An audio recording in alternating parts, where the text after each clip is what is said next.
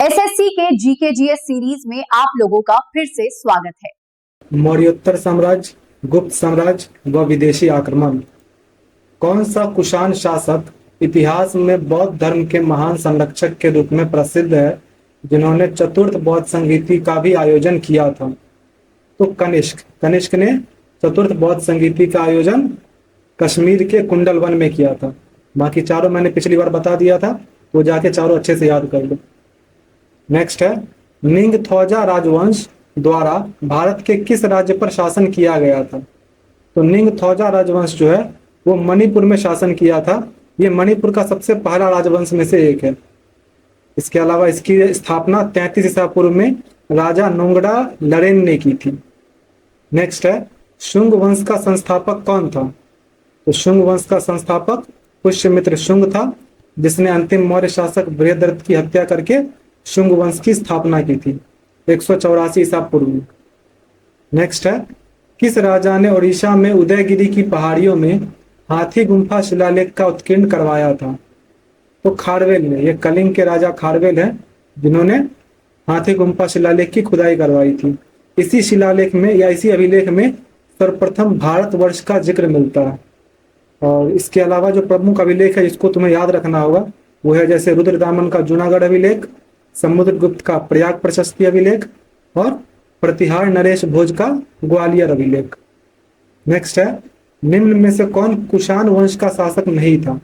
तो इसमें से वसुदेव, कनिष्क और वशिष्ठ, ये तीनों जो है कुषाण वंश के शासक हैं, लेकिन नहपान जो है वो शक वंश का है। ये शक वंश जो दो भागों में बट गए थे ना आगे चल के, तो एक शक वंश का प्रसिद्ध शासक रुद्रदामन है और एक क्षारात वंश के क्षारात वंशीय जो शक हैं उनमें एक फेमस शासक नापान है। नेक्स्ट है, विक्रम संवत कब आरंभ हुआ था? तो विक्रम संवत ईसा पूर्व 57 में स्टार्ट हो रहा है, 57 ईसा पूर्व में। इसके अलावा शक संवत जो है वो 78 ईस्वी में स्टार्ट होता है, 78 एडी में। और जो चंद्रगुप्त प्रथम द्वारा गुप्त संवत स्टार्ट किया गया था वो 319 ईस्वी में स्टार्ट हो रहा है। इसका ईसा पूर्व 57 ईस्वी में हो जाएगा, 57 में हो जाएगा। नेक्स्ट है, निम्नलिखित शासकों में से किसके लिए एका ब्राह्मण प्रयुक्त हुआ है?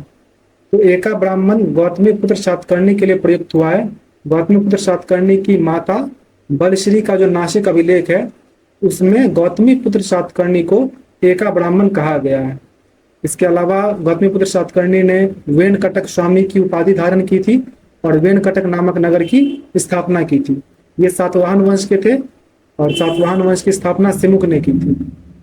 नेक्स्ट है, निम्न में से किस राज्य में गोट्टिप्रोलु नामक पुरातात्विक स्थल स्थित है, जो एक प्राचीन काल के समुद्री व्यापार केंद्र का प्रमाण प्रदान करता है? तो यह स्थित है आंध्र प्रदेश में। नेक्स्ट है, किस विदेशी आक्रमणकारी ने अपने प्रदेश चंद्रगुप्त मौर्य को सौंप दिए थे? तो सेल्यूकस निकेटर जब चंद्रगुप्त मौर्य से युद्ध में हार गया तो अपनी बेटी कार्नेलिया का विवाह भी करवा दिया चंद्रगुप्त मौर्य से। इसके अलावा उसने 4 प्रांत भी, काबुल, कांधार, हेरात और मकरान का प्रदेश जो है वो दहेज के रूप में चंद्रगुप्त मौर्य को दे दिया। और चंद्रगुप्त मौर्य ने सेल्यूकस को 500 हाथी प्रदान की थी। नेक्स्ट है, निम्न में से कौन 130 से 150 ईस्वी में भारत में एक शक शासक था? तो वो है रुद्रदामन। रुद्रदामन जो है वो शक वंश के सबसे प्रसिद्ध राजा हैं। इन्होंने 130 से 150 ईस्वी तक शासन किया। इन्होंने ही सबसे पहले विशुद्ध संस्कृत भाषा में सबसे लंबा अभिलेख जूनागढ़ अभिलेख जारी किया और इन्होंने सुदर्शन झील की मरम्मत भी करवाई थी। नेक्स्ट है, सिकंदर ने हाइडेस पीच के युद्ध में किसको हराया था? तो पोरस को हराया था। पोरस और सिकंदर के बीच लड़ाई जो है झेलम नदी के तट पर लड़ी गई थी, जिसमें सिकंदर जीत गया था। नेक्स्ट है, प्रथम हूण आक्रमण कब हुआ था? तो पहला हूण आक्रमण 458 ईस्वी में हो रहा है, स्कंदगुप्त के काल में। हूण मध्य एशिया की खानाबदोश जाति थी और ये बर्बर लोग थे। नेक्स्ट है, ब्लैंक ने राजा हान हो ती से युद्ध किया था, जो चीन के हान राजवंश के राजा थे और द्वितीय प्रयास में उसे हराया था। तो कनिष्क ने जो है चीन के राजा हान हो ती से युद्ध किया था और सेकेंड टाइम जब उस पर दोबारा से अटैक किया तो उस टाइम पे उसे हरा दिया था। और इन्होंने अपना साम्राज्य जो है वो मध्य एशिया के उज्बेकिस्तान, तजाकिस्तान पाकिस्तान, अफगानिस्तान और चीन के भी कुछ प्रांतों तक जो है अपना साम्राज्य फैलाया था। और चौथी बौद्ध संगीति भी की थी, जिसमें हीनयान और महायान, बौद्ध धर्म जो है हीनयान और महायान में विभाजित हो गया था।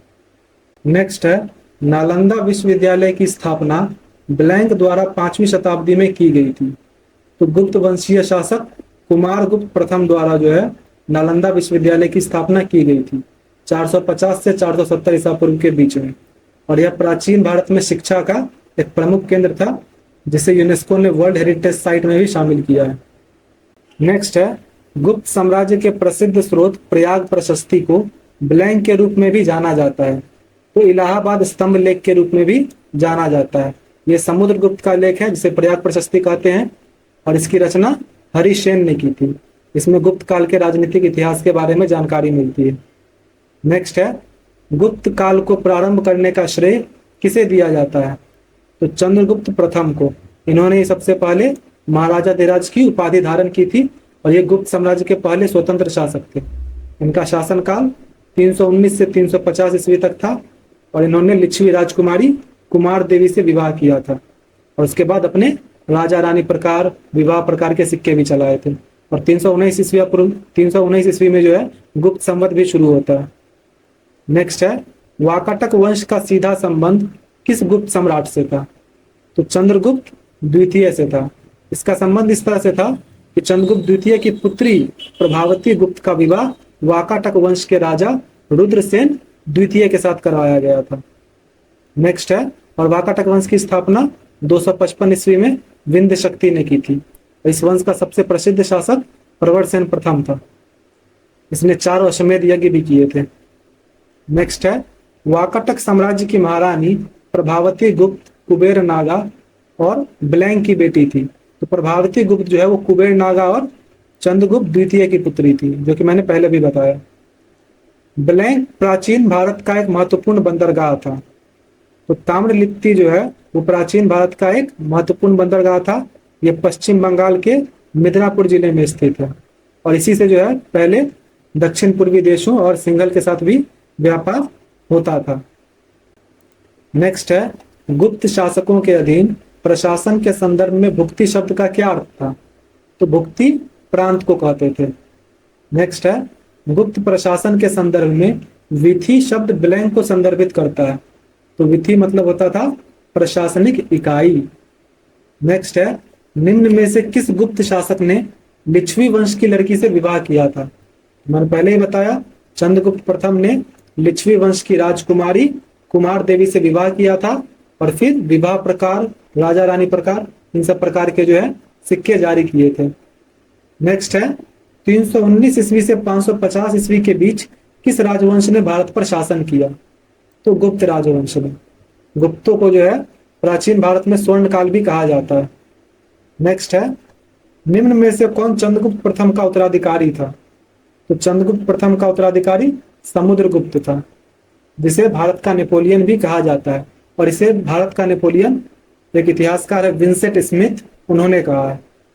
नेक्स्ट है, गुप्त राजवंश का पहला शासक कौन था? पहला शासक निम्न में से कौन था जिसने महाराजा धीराज की पदवी धारण की थी? तो सबसे पहले शासक जिन्होंने महाराजा धीराज की उपाधि धारण की वो है चंद्रगुप्त प्रथम। नेक्स्ट है, गुप्त शासकों ने ब्लैंक नाम का जुर्माना लगाया था, जो हल रखने वाले प्रत्येक कृषक द्वारा भुगतान किए जाने वाला एक हल कर था। तो वो था हलिव कर। हलिव कर एक प्रकार का कर था, जो कि जितने लोग हल रखते थे उन सबको देना पड़ता था। नेक्स्ट है, चीनी यात्री शुंग युन भारत कब आया था? तो 518 ईस्वी में। नेक्स्ट है, इसके अलावा भी कुछ चीनी यात्री जो है वो भारत आए हैं, जैसे कि सबसे पहले तो फायान हो गया। तो फायान गुप्त शासक चंद्रगुप्त द्वितीय यानी विक्रमादित्य के काल में आया था, वो 15 वर्ष तक रहा था। उसके अलावा फिर शुंगयुन आया 518 ईस्वी में, जो मैंने अभी तुरंत बताया। इसके बाद फिर एक ह्वेनसांग है, तो ह्वेनसांग हर्षवर्धन के शासनकाल में आता है, लगभग 629 ईस्वी के लगभग। उसके बाद फिर इत्सिंग आता है। इसके अलावा भी कुछ चीनी यात्री हैं जो भारत आते हैं। नेक्स्ट है, 6ठी शताब्दी के शुरुआत में भारत की यात्रा पर आने वाले चीनी तीर्थयात्री कौन थे? तो वो हैं शुंगयुन, क्योंकि फायान जो है वो 5वीं शताब्दी में ही आ जाते हैं और ह्वेनसांग 7वीं शताब्दी में आते हैं। तो शुंग युन जो है वो 518 ईस्वी में आते हैं, जो कि 6ठी शताब्दी में काउंट किया जाएगा। नेक्स्ट है, निम्न में से किस विदेशी यात्री के अनुसार ध्रुवसेन द्वितीय प्रयाग में हर्ष की सभा में शामिल हुए थे? तो ह्वेन ने यह विवरण दिया है कि ध्रुवसेन द्वितीय हर्ष की सभा में शामिल हुए थे। निम्न में से कौन सा चीनी तीर्थयात्री ह्वेन के लगभग 50 वर्ष बाद भारत आया था? यानी ह्वेन जब यहाँ से गया तो ह्वेन जाता है 645 ईस्वी में, तो उसके 50 साल बाद कौन आते हैं? तो सांग हाई जो है वो 50 साल के बाद आया था। नेक्स्ट है, हर्षवर्धन के शासन काल में किस चीनी यात्री ने भारत की यात्रा की थी? तो ह्वेन ने हर्षवर्धन के काल में भारत की यात्रा की थी। निम्न में से किस शासक के शासन काल में चीनी यात्री ह्वेन भारत आया था? तो हर्षवर्धन के काल में। ये 630 में आया, 629 में आया था और 645 में गया था, यानी 16 वर्ष तक यहाँ रहा था। और इनका जो भ्रमण सिद्धांत है वो CU की नाम से प्रसिद्ध है। भारतीय सम्राट हर्ष की जीवनी हर्षचरित ब्लैंक ने लिखी थी? तो हर्षचरित बाणभट्ट ने लिखी थी। इसके अलावा उन्होंने कादम्बरी की भी रचना की थी। नेक्स्ट है, राजा शशांक जिनके विरुद्ध हर्षवर्धन ने युद्ध की घोषणा की थी, ब्लैंक साम्राज्य के शासक थे? तो वे गौड़ के शासक थे। गौड़ यानी कि आज का बंगाल का शासक था। उसने पहले जो इसके जीजा थे यानी कि राजश्री के पति ग्रह वर्मा, उसकी हत्या कर दी थी। तो फिर राजवर्धन इसके खिलाफ युद्ध करने आया, तो उसने परवर्ती गुप्त शासक देवगुप्त की हत्या कर दी। तो राजा शशांक ने उसे धोखे से मार डाला। तब हर्षवर्धन गद्दी पर बैठा और फिर शशांक के विरुद्ध युद्ध की घोषणा की। नेक्स्ट है, बाणभट्ट ने राजा ब्लैंक की जीवनी लिखी? तो बाणभट्ट ने राजा हर्षवर्धन की जीवनी लिखी, जिसको हर्षचरित के नाम से जाना जाता है। नेक्स्ट है, हर्षचरित कन्नौज के शासक हर्षवर्धन की जीवनी है, जो उनके दरबारी कवि ब्लैंक द्वारा संस्कृत में रचित है। तो बाणभट्ट द्वारा संस्कृत में लिखी गई है। उस चीनी तीर्थयात्री का नाम बताइए जो बौद्ध ग्रंथों की तलाश में भारत आया था? तो सम्राट हर्षवर्धन के शासनकाल में चीनी यात्री ह्वेन भारत आया था और वह बौद्ध ग्रंथों की ही तलाश में आया था, तो ह्वेन हो जाएगा। नेक्स्ट है, चालुक्य शासक पुलकेशिन की हर्षवर्धन पर विजय का वर्ष कौन सा था? तो 618 ईस्वी था।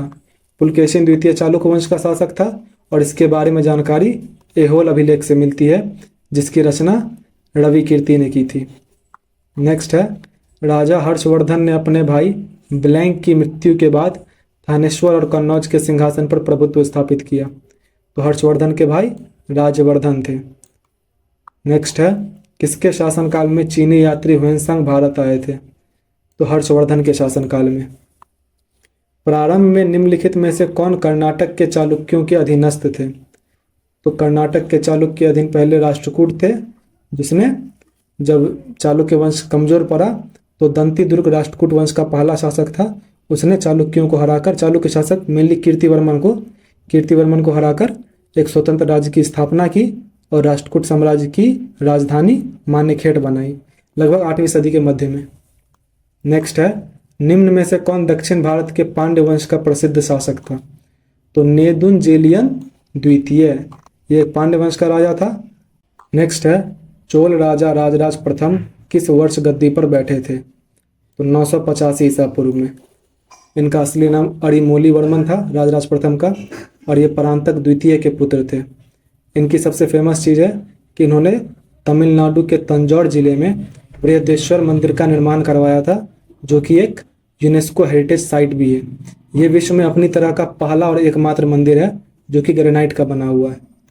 नेक्स्ट है, 8वीं शताब्दी के मध्य में एक राष्ट्रकूट प्रमुख दंती दुर्ग ने अपने चालुक्य अधिपति का तख्ता पलट करके एक अनुष्ठान करवाया, जिसे शाब्दिक रूप से क्या कहा जाता है?